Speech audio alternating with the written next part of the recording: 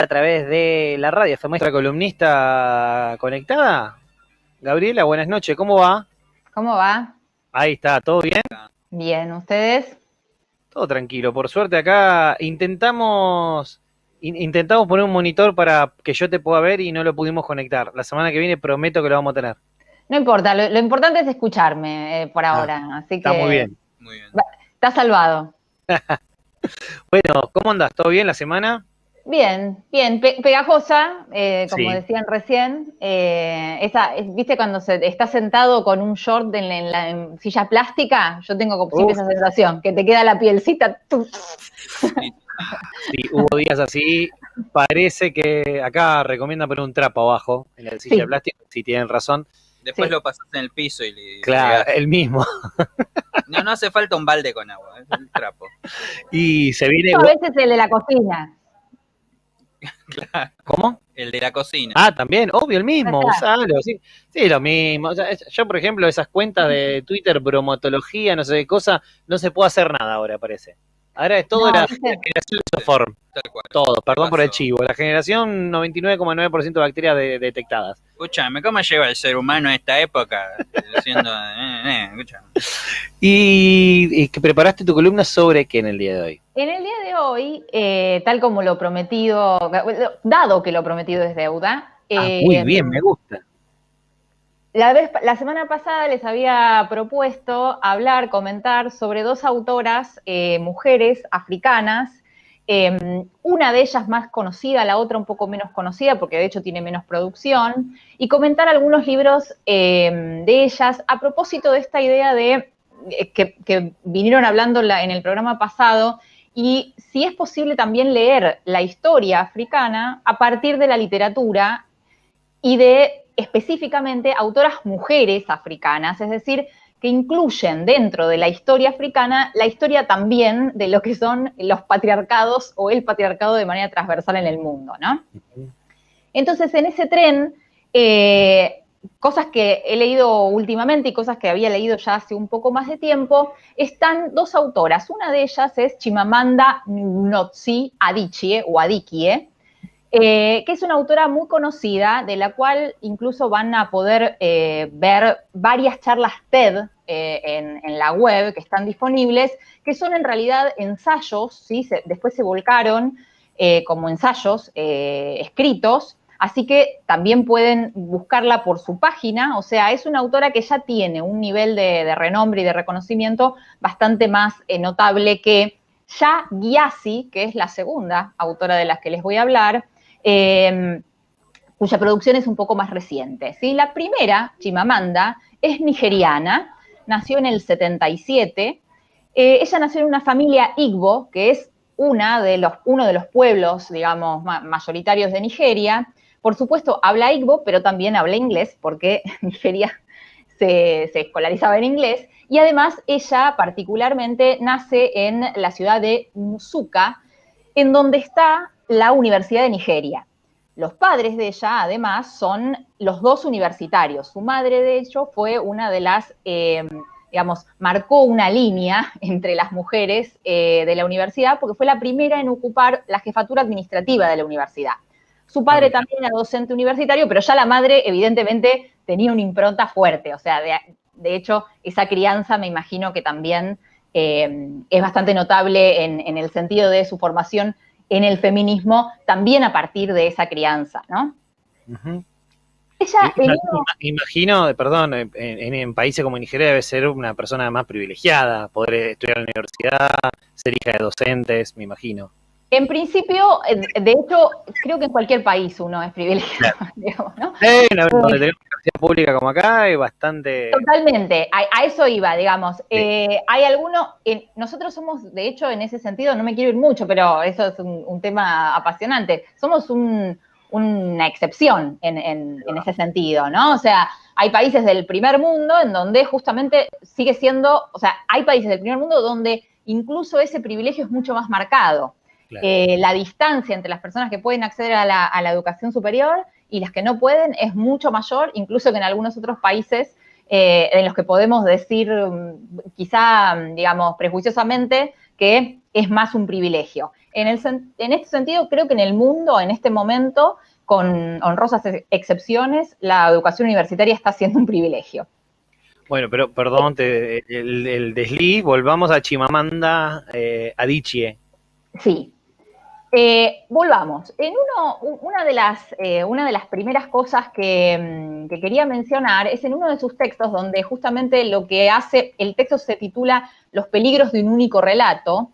Ella, de hecho, dice algo así como, cuando recién llegué a Estados Unidos, porque obviamente después tuvo escolarización universitaria en los Estados Unidos, en varias universidades, o sea, y ella de hecho en este momento de pandemia no lo sé, pero hasta ahora compartía lugares de vivienda tanto en Nigeria como en Estados Unidos. Y en uno de sus textos dice, cuando recién llegué a Estados Unidos, mi compañera de cuarto estaba muy impresionada conmigo y me preguntó dónde había aprendido a hablar inglés tan bien. Quedó confundida cuando le dije que en Nigeria el idioma oficial resultaba ser el inglés. Me preguntó si podría escuchar mi música tribal, y lo ponen encomillado, y se mostró, por tanto, muy decepcionada cuando le mostré mi cinta de María Carey. Ella pensaba que yo no sabía usar una estufa. Me impresionó que ella sintiera lástima por mí, incluso antes de conocerme. Su posición por omisión ante mí, como africana, se reducía a una lástima condescendiente. Mi compañera conocía una sola historia de África, una única historia de catástrofe. En esta única historia no era posible que los africanos se parecieran a ella de ninguna forma. No había posibilidad de sentimientos más complejos que lástima, no había posibilidad de una conexión entre iguales. Es interesante, me parece, este párrafo de ese ensayo que ella tiene, a partir de lo que también veníamos hablando de esta cosa de homogeneizar, ¿no? Como un todo maniqueo, situaciones que son absolutamente complejas, que además están cruzadas por cuestiones no solo étnicas, sino de clase, como en todo el mundo, ¿no?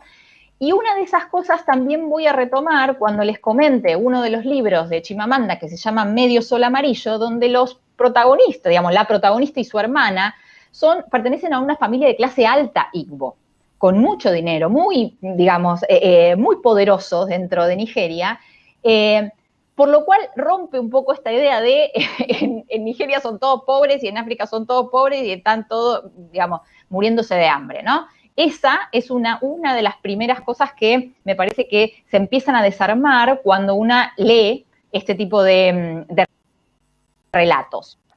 Pero bueno, como les demanda, tiene un último libro que también tematiza cuestiones de género y feminismo, del 2017, pero yo creo que ella transita, digamos, los feminismos y los discute, aún sin tematizarlos explícitamente, en prácticamente todos sus libros, ¿no? Uno de los libros que yo les iba a comentar hoy es uno de los primeros, de hecho es el cuarto libro, pero uno de los primeros que empezó a ser traducido profusamente, etcétera, que se llama La Flor Púrpura en español, ¿no? Y ese libro, de hecho, es un libro interesante porque, si bien con características muy peculiares sobre algunas situaciones descritas que obviamente lo ubican en Nigeria, narra una historia que podría pasar en cualquier lugar del mundo, porque narra a través de la voz de una mujer adolescente que se llama Kambili, y de hecho ella específicamente hace algunos comentarios en relación con cómo pronunciamos los no africanos Kambili, que lo pronunciamos Kambili, y es Kambili. O sea que hay también una reflexión sobre esta idea de las etnias vinculadas a si sabes o no sabes pronunciar la lengua que hablan esas personas. Pero la narración es porque lo que narra son las innumerables formas de violencia que sufren las mujeres en los ámbitos familiares, en general, en todo el mundo. Por lo cual, esa historia pasa en África, pasa en Nigeria, pero de hecho podría pasar en cualquier lado, y no podría, sino que ocurre en muchos lugares, en casi todos los lugares del mundo.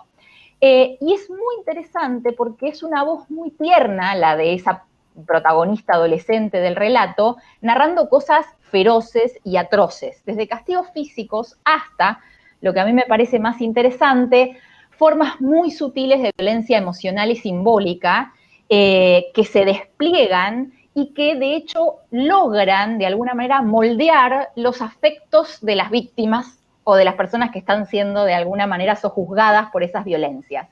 Muy interesante libro, un libro que algunos consideran inicial de ella o iniciático, pero que para mí la verdad es que vale la pena leer, es muy, muy lindo.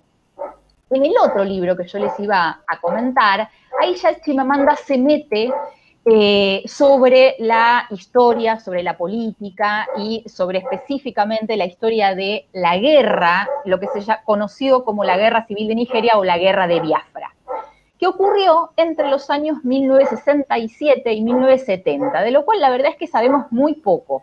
Y el libro intenta hacer una narración densa sobre un periodo muy breve de tiempo, que vamos a ver que es una cosa distinta a la que intenta hacer Yaa Gyasi, que es la otra autora, que también se mete con la historia de África, pero que lo que hace es hacer un recorrido de largo aliento en el tiempo, ¿no? Una estructura distinta de la narración, elige.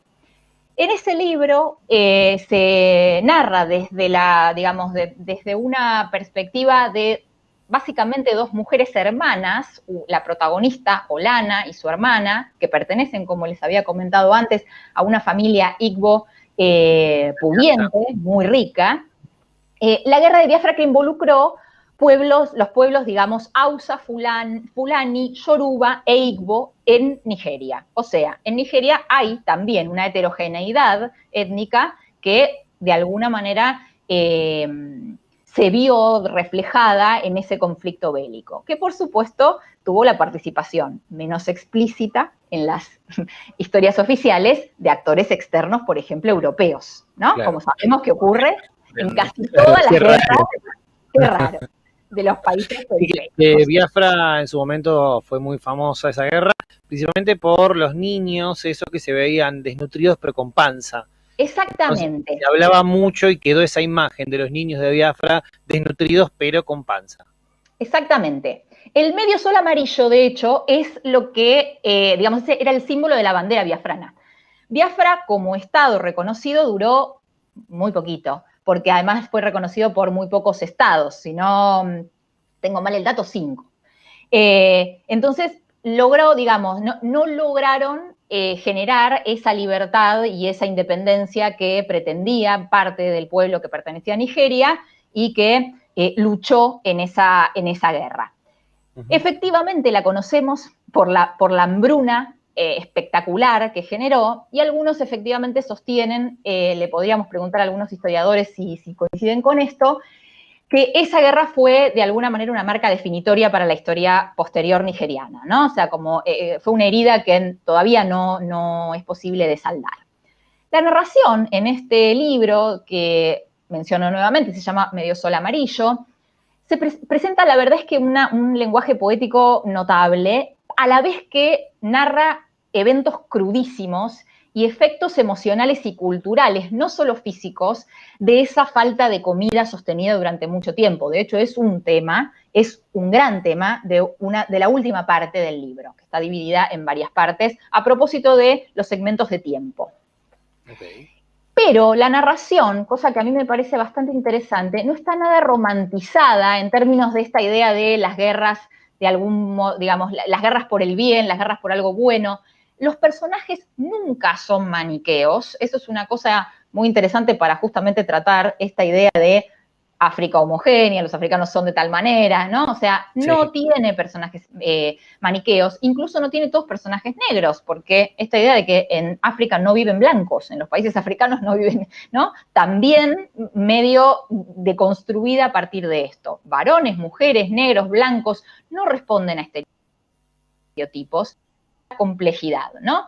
Nuevamente, esas dos mujeres son el núcleo de las dos perspectivas o los hechos que van bifurcándose sus vidas, sus historias personales y se van entrelazando con la historia, en este caso de Nigeria y de Biafra con mayúsculas.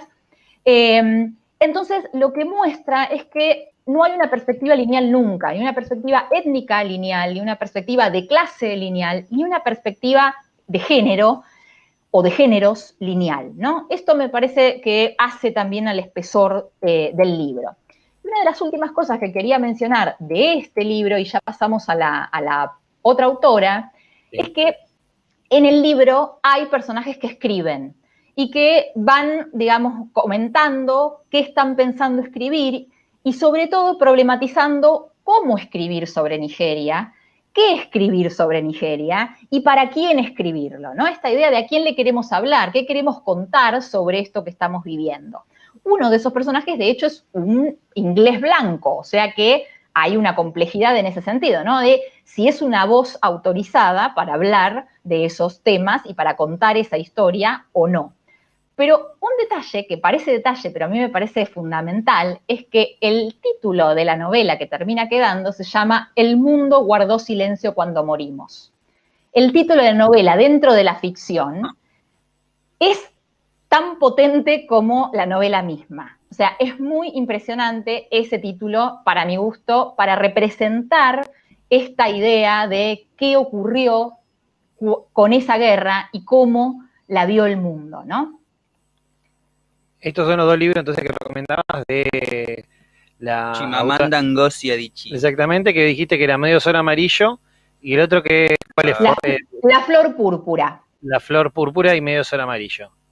Esto lo pusimos en el Twitter, si alguien lo quiere mirá. buscar, vamos subiendo ahí porque si no nos olvidamos.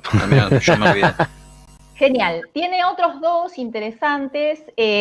Uno de ellos es Americana, que es uno de, digamos, de los más recientes, que también es un libro interesante. Y ahí, de hecho, van a poder encontrar sobre ese. Ya tenía un poco más de cobertura mediática la autora.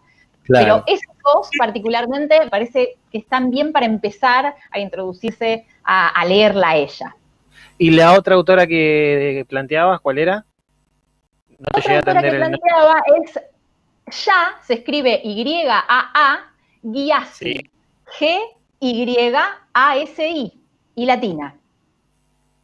Ella es una escritora que nació en Ghana en 1989, es más joven, pero su familia migró a Estados Unidos, a Alabama, cuando ella era muy pequeña. Entonces, ella después le otorgaron una beca y con esa beca inició un viaje hacia Ghana, donde surge de alguna manera la idea del libro. Este libro para mí fue un hallazgo. La verdad es que yo no la conocía, la autora, ahora estamos esperando su segundo libro. En realidad ya existe en inglés, pero estamos esperando la traducción al español. Para el que quiera leerlo en inglés va a poder hacerlo. Se llama Transcendent Kingdom, o El Reino Trascendente, este segundo libro. Pero para volver a volver a casa, que es el título de esta novela de Ya Gyasi que les venía a comentar hoy, les decía, para mí fue un hallazgo en varios sentidos. En principio, es una novela que algunos podrían decir que es una novela histórica, aunque yo creo que es mucho más que eso.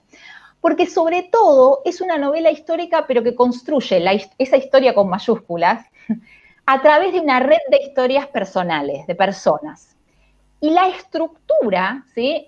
Además, es una estructura muy particular. Pero en esa red, una de las cosas interesantes es que muestra que esa historia con mayúscula se genera a partir de historias de múltiples negritudes. Hay todo un trabajo sobre qué es ser negro, si es solo una cosa, si podemos definir de alguna manera ser negro o si es negro de muchas maneras, esta idea de si es mujer de muchas maneras o no, ¿sí? ¿Cómo podemos definir esa idea de la identidad negra, si es posible? O hay múltiples identidades negras y sus innumerables vínculos con las distintas formas, con lo que yo podría llamar esclavitudes, ¿sí? Con diversas formas de esclavitud y de opresión que cruzan además varios continentes. ¿Por qué? Porque la estructura de esta narración comienza en 1700, que es lo que yo les decía, elige tomar un periodo de tiempo larguísimo y se proyecta a través de 8 generaciones de ganeses y ganesas en Ghana, en lo que antes se llamaba en ese 1700 la Costa del Oro, hasta descendientes en la misma Ghana y en Estados Unidos, que son descendientes a partir de la venta de esclavos, que son casi contemporáneos a nosotros, ¿sí? Entonces, ese recorrido es un recorrido temporalmente amplísimo, que le permite además mostrar los efectos a muy largo plazo de estas, digamos, de la conformación de estas historias y de hecho de la esclavitud. La estructura de la narración, hago este comentario y después comentamos, de hecho, el libro abre con un árbol genealógico. Ustedes en una de las primeras páginas van a ver el árbol genealógico. Y la estructura de la narración avanza a partir de que cada capítulo toma uno de los personajes representativos de esa generación. Entonces, además, se genera una narración fragmentaria, como uno de los personajes mismos le dice a sus estudiantes cuando da clase, que es la historia. La historia siempre se escribe fragmentariamente, siempre escribimos partes y en general la escriben los que ganan, ¿no? Esta famosa idea. Entonces uno tiene que ir reponiendo e infiriendo elementos que no están descritos con detalle y sin embargo los podemos entrelazar porque se van entrelazando generacionalmente. Uno de los elementos interesantes es que justamente las dos ramas de descendencia nacen de una mujer que tiene dos hijas que son medias hermanas entre sí, y esas dos mujeres generan toda la línea de descendencia que va a ser narrada, las dos líneas de descendencia que van a ser narradas a lo largo de la novela, ¿no? Una de las cosas, digamos, interesantes, creo yo, es que justamente acá tampoco ni las ideas, ni las etnias, ni los vínculos interpersonales son monolíticos, ni son categóricos, son complejos, tienen vaivenes, y la novela siempre busca mover esas, digamos, estanterías totalizadoras que solemos establecer con lo desconocido, ¿no? Con lo otro, con aquello que no conocemos, le damos una visión en bloque. Bueno, esto logra romper un poco con eso. Y de hecho hay una pequeña... esto es una pequeña cita, pero hay una entrevista que le hace otra autora, ¿sí? Otra escritora y fotógrafa afroamericana que se llama Selassie de apellido, a esta autora, a Yaa Gyasi, y ella le dice: crecí sabiendo de las múltiples realidades bajo el mismo paraguas ganés, Fante, Asante, porque de hecho ella narra cuestiones de pueblos étnicamente disímiles como los Fante y los Asantes en Ghana. América no entiende estas complejidades, dice la autora. Aquí todos somos negritud, pero una puede crear una pluralidad de identidades dentro de una única persona. Es eso lo que quise contar en mi novela, dice ella. Y para cerrar, yo quería leerles un fragmentito de esta novela que me parece particularmente interesante para pensar esta idea de cómo nos relacionamos con aquello que no conocemos, en este caso África. En uno de los capítulos, uno de los personajes dice: desde el día que se conocieron, 5 años antes, ella lo había animado a regresar a casa. Le decía que tenía algo que ver con el perdón. Pero Joe no estaba seguro de creer en él. Era una palabra que oía sobre todo en las pocas ocasiones en que iba a la iglesia de los blancos, con Edward y la señora Bohannon, o a veces con Esther. Por eso había empezado a aparecerle una palabra que los blancos habían llevado consigo al llegar a África, un truco que los cristianos habían aprendido y del que hablaban a voces y con libertad a la gente de la Costa del Oro. Perdón, perdón, clamaban mientras cometían sus injusticias. Cuando era más joven, Joe se preguntaba por qué no se limitaban a predicar que las personas debían evitar hacer el mal, pero cuanto más mayores se hacía, mejor lo comprendía. El perdón era un acto que tenía lugar después de actuar, un pedazo del futuro de la mala obra. Y si consigues que la gente mire el futuro, tal vez no se dé cuenta de lo que estás haciendo para herirlos en el presente. Banco a Joe, más sencillo, decirle que no hagan el mal. Claro. ¿Qué perdón? No, flaco, te fuiste al infierno. Sí, pero el perdón, viste, tan cristiano, ¿no? Bueno, es algo... tenían que ganar adeptos, es muy político. Claro. Y los habilitaba a hacer las peores aberraciones y después pedían perdón. Sí, obvio. De hecho, bueno, hoy en día no, pero en otra época se compraban los perdones en el mundo occidental por parte de los papas, así que como que siempre está esa idea católica cristiana, en general, de hago cualquier cosa, total después voy a poder pedir perdón. Y mira esto, ¿no? Como lo llevaron a otros lugares donde no tenían esa idea católica cristiana. Exactamente. Así que bueno. Estábamos, espera que antes que nada, porque hoy me perdí, no importa, te iba a decir, las autoras, entonces estábamos hablando que hablamos en el día de hoy, las tenemos ahí los nombres, repetímelos para quien quiera buscarlos. Chimamanda, Ngozi Adichie y Yaa Gyasi. Ok, Pablito, ¿lo pusiste en Twitter? En Twitch. En Twitter está ahí, entonces, con algunos libros para que la gente pueda... ¿Sabés si se consiguen en Argentina alguno de estos libros? Los tres que comenté se consiguen en la Argentina, Americana se consigue en la Argentina, de Chimamanda también. Los ensayos de Chimamanda se consiguen en la Argentina, así que sí, son todos libros a los que pueden acceder. Además, las charlas TED que dijiste de Chimamanda. Totalmente. Bueno, eso como para que, viste que hay gente que le da un poco de paja leer, entonces Sí, a mí, por que ejemplo. arranque con la charla TED, por ejemplo, y después te va a interesar, va a decir, ahora voy a leer los libros, Mira. ¿viste? ¿Por qué no? Es como Tal una cual. puerta de entrada, me parece. Así que bueno, mira, yo lo único que antes de irme, te quiero leer hoy justo lo mencioné hace unos minutos, Osvaldo Soriano, que era un autor muy popular, pero que tenía esta idea de que África era casi un realismo mágico. Pero sí él era de África, pero de Morón. Una parte habla sobre un cónsul en un país inventado llamado Bombutzi. Entonces dice que, bueno, te leo esto, mira, preguntó el precio del boleto y se corrió hacia el fondo, entre las cajas de bananas y las jaulas de los pájaros. Ahí ya arrancamos mal. Los negros lo miraban con curiosidad. Temió por él. Su presencia allí era tomada como una provocación, porque nadie más que él tenía pantalones largos ni usaba reloj pulsera. Era la civilización. Claro, cayó la civilización. Caíste vos que civilizás a todo el mundo. Además, un cónsul de Argentina, imagínate cuánta civilización puede tener. En un Totalmente. país absolutamente fuera del mapa para Argentina, no, olvídate. Pero bueno, tenía algo también de Fontana Rosa, que en un libro que se llama El Área 18 menciona, pero un país que gracias a los diamantes terminó llenándose guita. Es como que hay ideas de realismo mágico más que de realidad en la literatura, me parece. Bueno, es que, a ver, no, la literatura es literatura, ¿no? Pero también hay una discusión bastante vigente en este momento respecto de esto de que yo decía de qué voces pueden narrar esto.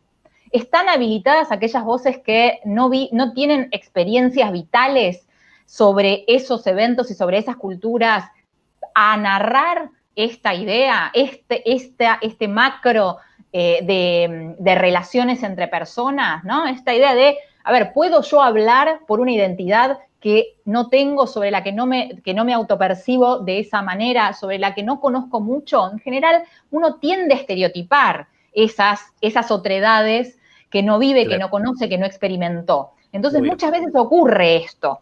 Y por eso me parece que es interesante leer las voces, o sea, leer a través de las voces que vivenciaron algunas cosas, porque hay algunas cosas que necesitan ser vivenciadas, ¿no? O sea, que si las racionalizamos y hacemos análisis absolutamente idealistas sobre el tema, a veces caemos o en las romantizaciones, digamos, excesivas de algunos eventos o en las demonizaciones excesivas de algunas otras situaciones, ¿no? Y entonces no encontramos la complejidad que en general todas esas situaciones tienen. Nosotros, voy a dar un ejemplo conocido por todos, ¿cómo explicamos el peronismo, no? Para poner un ejemplo pedestre. Hay algo que hay que vivir, ¿no? Y me pasó con extranjeros que es algo que hay que vivir. Bueno, piénsenlo en esos términos, con toda la diversidad cultural del mundo ocurre un poco lo mismo. Claro. Gabriela, muchas gracias por la columna y nos vemos la semana que viene. Estamos dentro de 15 días. En 15, exactamente. Hablaremos de... Que va a ser el picado. Filosofía y otras yerbas. Claro, es como ahora ya tenemos todo esquematizado. Muy bien, como le gusta a Pablito esquematizarse. Claro. Mira, él me dijo que me gustaba a mí esquematizar, pero él también, evidentemente. También, no sabe lo que es. Hay gente que se pasa. Lo que es dirigiendo una murga, Pablito, no te imaginas. Opa. Un desastre, por eso. Nos vemos, Gabriela. Entonces, dentro de 15 días volvemos a hablar. Gracias, Dale. En serio. Adiós. Nos vemos. Gabriela Zunino con, en este caso, libros de autoras africanas de Nigeria y de Ghana, hablando sobre lo que es África desde la literatura. Vamos a escuchar un poco de música. No te voy a dejar hablar porque tenemos poco tiempo. Queda tranquila. Ya viene Tony Marr en minutos aquí para hablar sobre cine y series aquí en FM 106.